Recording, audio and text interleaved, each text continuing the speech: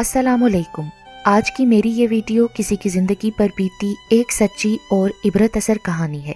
Video शुरू होने से पहले मेरे YouTube channel Urdu centre plus को सब्सक्राइब करके बेल नोटिफिकेशन को ऑन कर दें ताकि आपको मिलती रहे तमाम चैनल अपडेट्स। आप मेरी वीडियोस को ज़्यादा से ज़्यादा शेयर कर सकते हैं।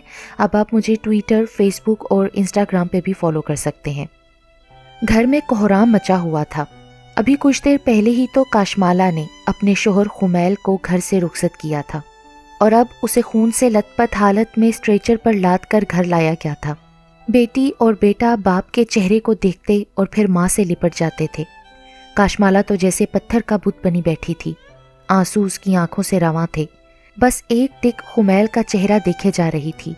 उसके कानों में मुख्तलिफ आवाज़ें गूंज रही थीं। हाय बेचारी ने अपने शोहर को अभी तो रुखसत किया था घर से।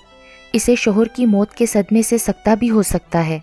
होश में आओ काशमाला, तुम्हारे बच्चे बिलक रहे हैं, इन्हें संभालो। हाय जवान जहां बेवा हो गई। किसे पता था कि आज का सूरज इसके लिए ये सदमा लाएगा। हमदर्दी के जज्बात से भरे जुमले उसे सुनाई दे रहे थे, मगर उनमें कोई अपना या माँ जाया नहीं था जिसके कांधे पर सर रख के वो अपना दुख आंसुओं में बहा सके। अरे क्या बात है, आज आप बहुत मूड में हैं। काशमाला ने खुमैल को बड़े चाव से दूध का गिलास थमाते हुए कहा। बस जब मैं अपनी बेटी और बेटे को देखता हूँ ना, तो दिल में एक ठंडक का एहसास होता है। हमारी मोहब्बत के फूल इतने खूबसूरत होंगे, मैंने सोचा भी ना था। मोहब्बत के फूल तो होते ही खूबसूरत और खुश रंग हैं, और जितनी मोहब्बत आपने मुझे दी है उससे तो ऐसे फूलों से पूरा गुलिस्तान भी भर जाए तो कम है। काशमाला शरारत से बोली। यार मुझे तो बस 2 ही फूल चाहिए थे अपने गुलिस्तान को महकाने के लिए। खुमैल ने मुस्कुराते हुए काशमाला को बोला। मगर मुझे तो, काशमाला कहते कहते झिझकी और फिर मुस्कुराने लगी। खुमैल भी उसकी मुस्कुराहट का मतलब समझते हुए मुस्कुरा दिया। काशमाला के भाई खालिद और आबिद अब तक अपनी दिल की आग ठंडी नहीं कर पाए थे। राह चलते हुए हर निगाह उन्हें चुभती सी महसूस होती। इस बात को अब 8 साल हो चुके थे, मगर वो भूल नहीं पाए थे। कई बार वो शहर अपनी बहन काशमाला और उसके शोहर खुमैल को ढूंढने की गर्ज से गए, मगर हर बार उनको नाकामी का सामना करना पड़ा था। उन दिनों आबिद के साले की शादी होने को थी और आबिद की बीवी जिद कर रही थी कि शॉपिंग शहर से ही करूंगी। शॉपिंग करते करते आबिद की बीवी बहुत थक गई थी। मुझे बहुत भूख लग रही है आबिद। अच्छा चलो ठीक है, तुम्हें एक रेस्टोरेंट लेके चलता हूँ। आबिद ने बीवी को एक रेस्टोरेंट में बिठाया और खुद ऑर्डर देने काउंटर की तरफ बढ़ गया। मगर उससे पहले जो शख्स काउंटर से खाना उठाकर बाहर निकला था, आबिद की निगाह उस पर जमी की जमी रह गई। उसने जल्दी से ऑर्डर दिया और बीवी की तरफ भागा। बेगम तुम यहीं बैठो, मैं आता हूँ अभी। आबिद की बीवी कुछ न समझते हुए बोली, मगर तुम कहाँ जा रहे हो? वो मुझे मेरा बहुत पुराना दोस्त नजर आ गया है, मैं जरा उससे मिल लूँ, कहीं दूर न निकल जाए।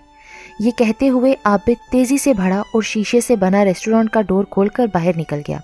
आज खुमैल और काशमाला की शादी की सालगिरह थी।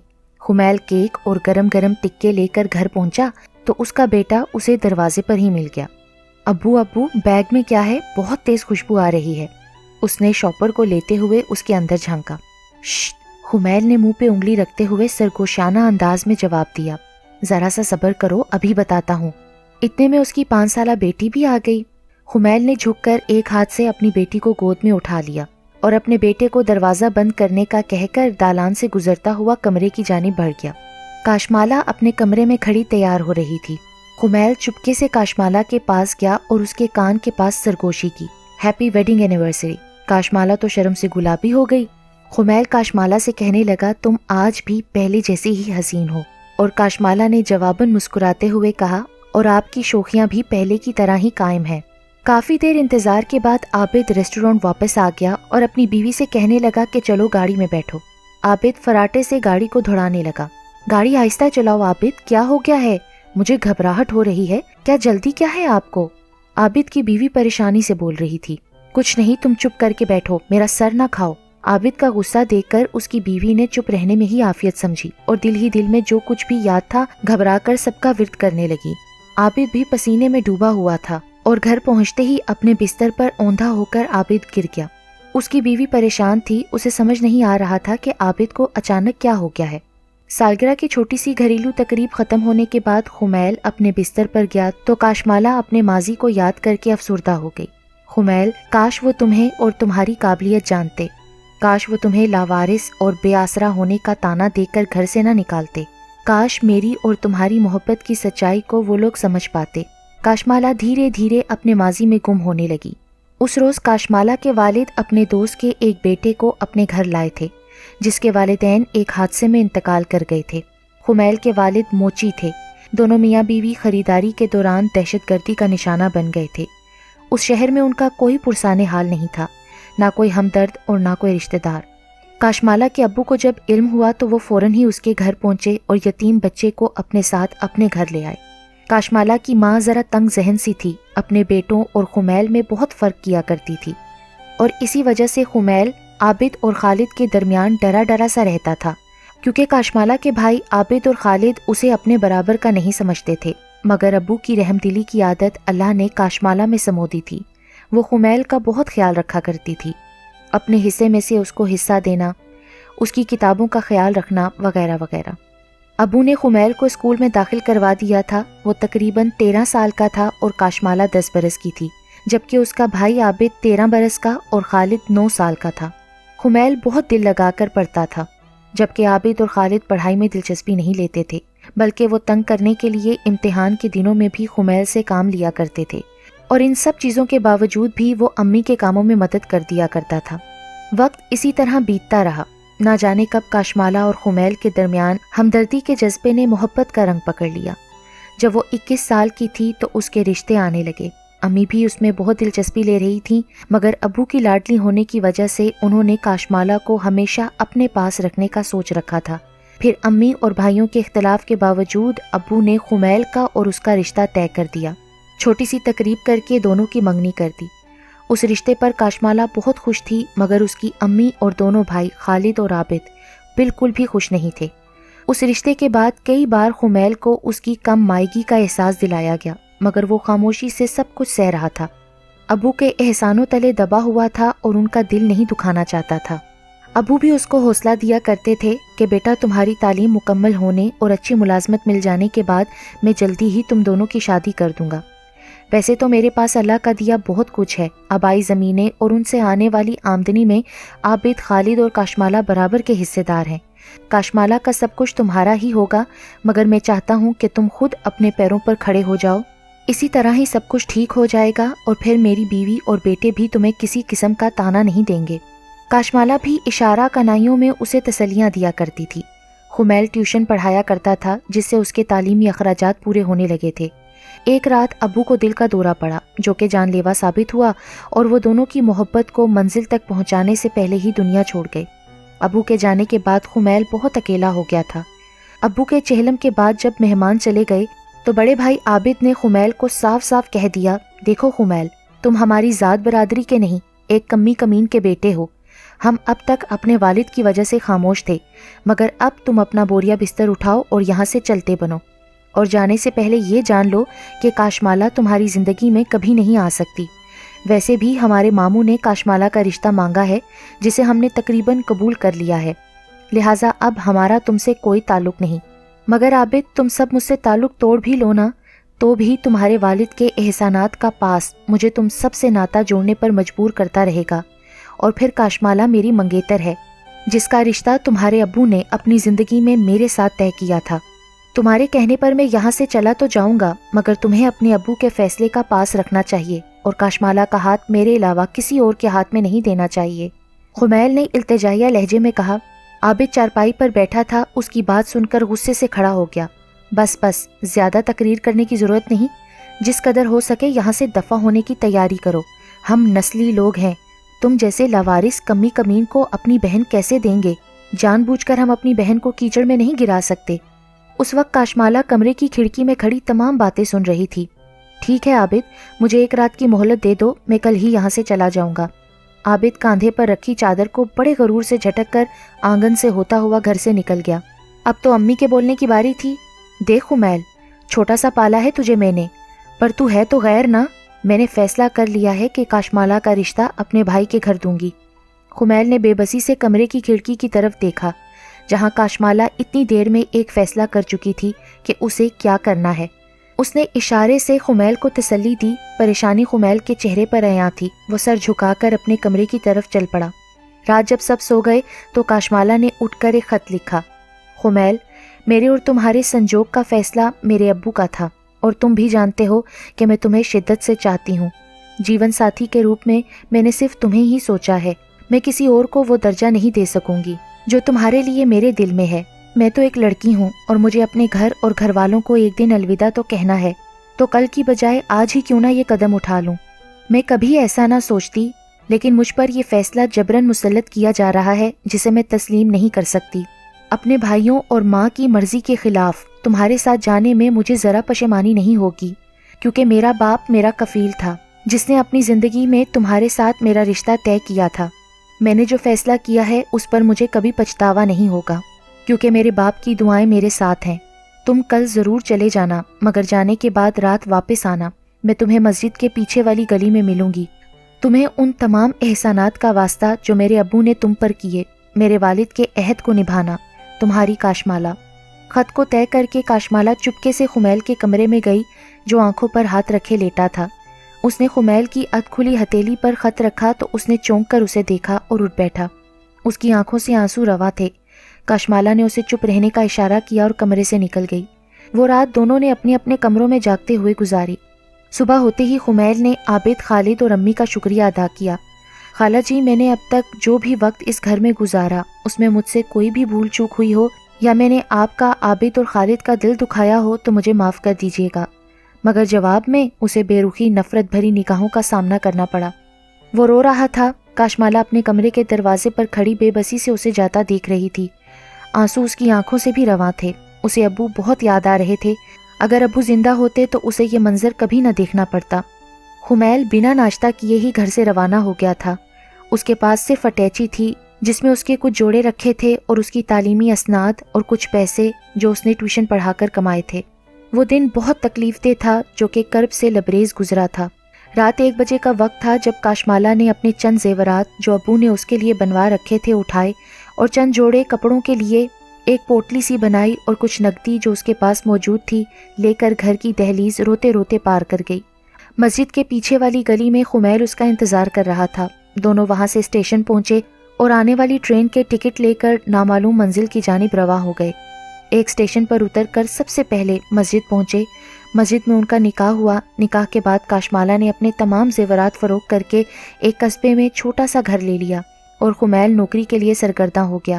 جلد ہی اس کی قابلیت کے باعث اسے شہر میں ایک پرائیویٹ کمپنی میں اچھی تنخواہ پر ملازمت مل گئی اور ان کی مالی مشکلات میں کمی واقع ہو گئی۔ آج وہ 2 بچوں کی ماں تھی اور خوشگوار اور آسودہ زندگی گزار رہی تھی۔ اب انہوں نے گھر بھی بدل لیا تھا۔ بیٹا ایک اچھے اسکول میں پہلی جماعت کا طالب علم تھا اور چھوٹی بیٹی ابھی نرسری میں پڑھ رہی تھی۔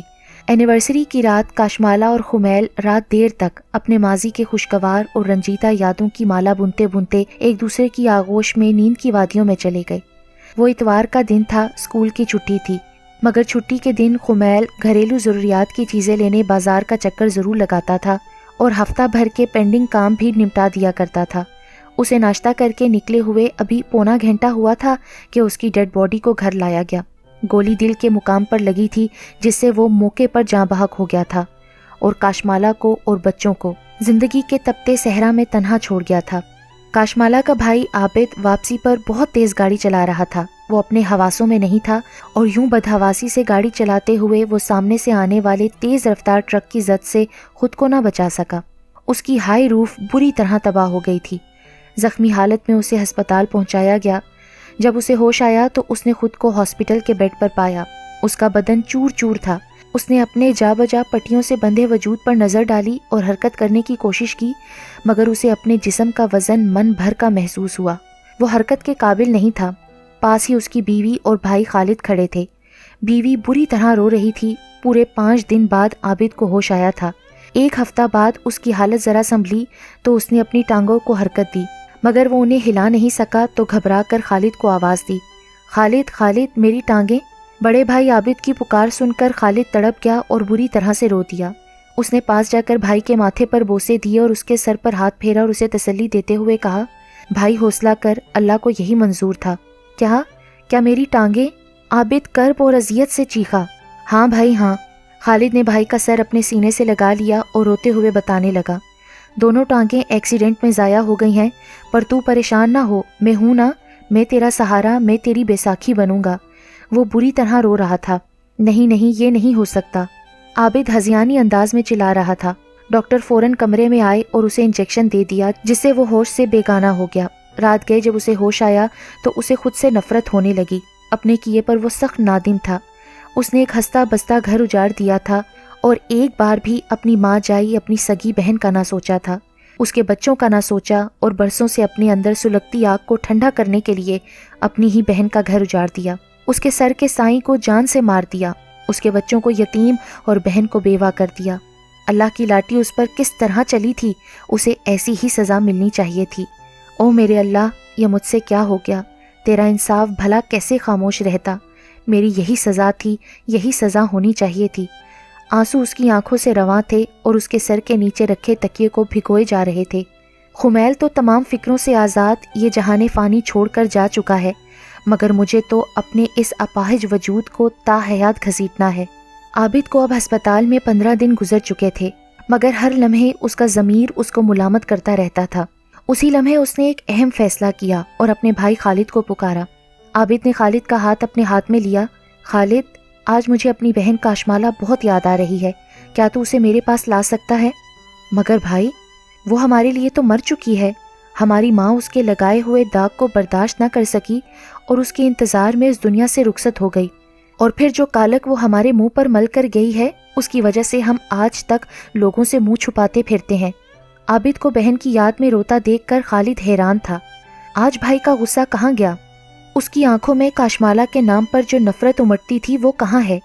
شاید بھائی دکھی ہے، اس وجہ سے بہن یاد آ رہی ہے۔ بھائی، اگر میں اسے ڈھونڈوں بھی تو کہاں جاؤں؟ میرے پاس تو اس کا پتہ بھی نہیں ہے۔ پر میرے پاس اس کا پتہ ہے۔ عابد کی یہ بات سنتے ہی خالد نے اس کو حیرانگی سے دیکھا۔ آپ کے پاس؟ مگر آپ نے مجھے آج تک کیوں نہیں بتایا؟ تو ان باتوں کو چھوڑ اور میری بات غور سے سن۔ اور پھر عابد نے اپنے بھائی خالد کو تمام تفصیل سے آگاہ کر دیا۔ خمیل کے انتقال کو 15 روز گزر گئے تھے۔ کاشمالہ عدت میں تھی، غموں سے چور چور گھر کی چاردیواری میں اپنے بچوں کو سینے سے لگائے بیٹھی تھی کہ دروازے پر دستک ہوئی۔ اس نے خود کو بڑی سی چادر میں لپیٹا اور دروازے کے پاس جا کر اندر سے پوچھا، کون؟ مجھے کاشمالہ سے ملنا ہے۔ اسے ایک اجنبی آواز سنائی دی۔ کاشمالہ نے ایک بار پھر پوچھا، آپ کون ہیں؟ میں خالد ہوں۔ خالد کا نام سن کر اس کے دل کی دھڑکنیں لمحہ بھر کے لیے تیز ہو گئیں، مگر پھر اس نے اپنے ذہن میں آنے والے خیال کو جھٹک دیا۔ کون خالد؟ کاشمالہ، میں تمہارا بھائی ہوں۔ کاشمالہ کا تو سر چکرانے لگا۔ اس نے دروازہ کھولا تو سامنے اس کا بھائی کھڑا تھا۔ خالد، تم؟ وہ روتی ہوئی اس سے لپٹ گئی۔ تم اب آئے ہو میرے بھائی، اتنے عرصے بعد؟ بہن کو یوں روتا دیکھ کر خالد بھی برداشت نہ کر سکا اور اسے گلے لگا کر رونے لگا، اور روتی ہوئی بہن کو سینے سے لگائے گھر کے اندر داخل ہو گیا۔ بچے جو اپنی ماں کے پیچھے آنگن تک آ گئے تھے، ماں کو ایک اجنبی کے گلے لگ کر روتے دیکھا تو خود بھی ڈر کے رونے لگے۔ خالد کی نظر جب چھوٹے چھوٹے سے بچوں پر پڑی تو وہ گھٹنوں کے بل بیٹھتے ہوئے دونوں کو گلے سے لگا کر رونے لگا۔ برسوں کا غبار جب آنسوؤں سے دھل گیا تو خالد نے کاشمالہ کو بتایا، میں تمہیں ہمیشہ یاد کرتا تھا، مگر بڑے بھائی کے خوف کی وجہ سے اس کی ہاں میں ہاں ملاتا تھا، لیکن آج بھائی نے ہی مجھے تمہارے پاس بھیجا ہے۔ بھائی خود تمہارے پاس آتے، مگر وہ ہاسپٹل میں ہے۔ بھائی کی حالت سن کر کاشمالہ کی آنکھیں پھر چھلک پڑیں۔ خمیل کو گئے ہوئے 15 دن گزر گئے ہیں۔ کاش خمیل اپنی زندگی میں یہ خوشخبری سن لیتے۔ دونوں بہن بھائی ایک دوسرے سے مل کر خوب روئے۔ جاتے جاتے خالد نے کاشمالہ سے کہا، تم تیار رہنا، میں 2 دن بعد تمہیں لینے آؤں گا۔ بھائی تم سے ملنے کے لیے بہت بے چین ہے۔ کاشمالہ تقدیر کے کھیل پر حیران تھی کہ خمیل کے بعد وہ کس قدر بے سہارا ہو گئی تھی، اور اللہ نے بھائیوں کے دل میں اس کے لیے نرم گوشہ پیدا کر کے اسے اور اس کے بچوں کو بے آسرا ہونے سے بچا لیا تھا۔ 2 دن بعد کاشمالہ ہاسپٹل میں اپنے بڑے بھائی عابد کے پاس تھی۔ عابد نے اس کے آگے ہاتھ جوڑ دیے، میری بہن، مجھ کو معاف کر دے، مجھ سے بھول ہو گئی، میں اتنا عرصہ تم سے نفرت کرتا رہا اور میں نے اس کی سزا بھی پا لی، تو مجھے معاف کر دے۔ کاشمالہ نے آگے بڑھ کر بھائی کے دونوں ہاتھ تھام لیے۔ نہ بھائی نہ، مجھے شرمندہ نہ کر، میں نے جو کچھ کیا اپنے باپ کا عہد نبھانے اور اپنی محبت کو پانے کے لیے کیا، مگر شاید میرا طریقہ غلط تھا۔ میں نے ہی خمیل کو ابو کے ان تمام احسانات کا واسطہ دیا تھا جو ابو نے اس پر کیے تھے، اسے میں نے مجبور کیا تھا کہ وہ مجھے اپنے ساتھ لے جائے۔ بہن کی یہ بات سن کر عابد شرمندگی کے گہرے سمندر میں گر گیا۔ مگر چاہتے ہوئے بھی وہ بہن کے سامنے اپنے جرم کا اقرار نہ کر سکا۔ وکیل نے تمام کاغذات مکمل کر دیے تھے۔ عابد نے تمام جائیداد کے 3 حصے کر دیے، جس میں سے ایک حصہ کاشمالہ کے نام اور ایک اپنے بھائی کے نام کر دیا۔ اس کے علاوہ اس نے کاشمالہ کے بچوں کے تمام تعلیمی اخراجات اپنے ذمہ لے لیے اور اپنے جرم کی تلافی اور اندر سلگتے پچھتاوے کی آگ کو ٹھنڈا کرنے کے لیے اپنی بہن کو بچوں کی تمام فکروں سے آزاد کر دیا۔ مگر آج بھی وہ اپنی ضمیر کے کٹہرے میں کھڑا ہے۔ بہن کو سفید آنچل اوڑے دیکھتا ہے تو اس کا دل خون کے آنسو روتا ہے۔ وہ جانتا ہے کہ خواہ وہ کچھ بھی کر لے مگر اپنے جرم کی تلافی نہیں کر سکتا۔ کاشمالہ کو وہ سب کچھ حاصل ہو گیا تھا جو وہ اپنے بچوں کی آسائش کے لیے چاہتی تھی، مگر رات کی تنہائیوں میں کاشمالہ کے تنہا وجود کو سمیٹنے کے لیے خمیل کی تصوراتی باہیں اس کے آس پاس رہتی ہیں اور کاشمالہ اس کی دونوں نشانیوں کو گلے لگائے روتے روتے خود کو نیند کے سپرد کر دیتی ہے۔